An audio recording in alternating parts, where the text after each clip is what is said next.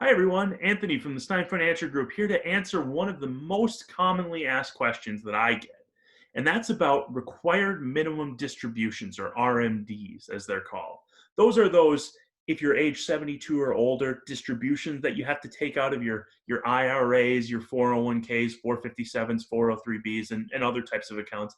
Anything that hasn't been taxed yet. Any pre-tax money you have would be subject to those RMDs.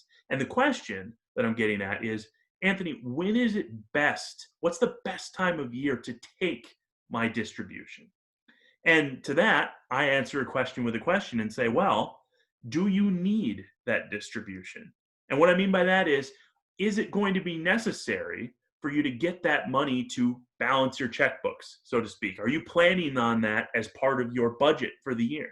Because if the answer to that is yes, well, then we just need to get it to you when we need to get it to you. And what time of the year or what the market's doing in that particular moment really is a secondary concern, at least in my view. We need to get you the money that you need. That's number one. But maybe you're someone who says, well, Anthony, no, I don't really need that money. If I didn't have to, I wouldn't be taking anything out at all. And in that case, there's a couple different ways to look at the issue here about when to take the money out. And firstly, you could take it in the beginning of the year, you could take it in the middle of the year, you could take it at the end of the year, you could take it equally in 12 different distributions for every month throughout the year, or quarterly, or you have a lot of options available to you. And what's going to be the best one is really only determinable in hindsight, because what it depends on is how the market or your account does each year. So let me game that out for you. If the market is at its high early in the year, well, it's probably better, again, with the benefit of hindsight, to have taken it out earlier in the year when you're at a higher value. Now, reverse, if the market is doing better at the end of the year, let's say the market's up, then it's probably better to have waited until the end of the year because you're taking it out of a bigger account balance. So the problem is we can't really know at the start of the year whether it's better to take it in the beginning or at the end. So number one, what's going to make sense for your lifestyle? Is it better for you to take it in the beginning of the year? Or would you rather wait and say, no, let's see what happens?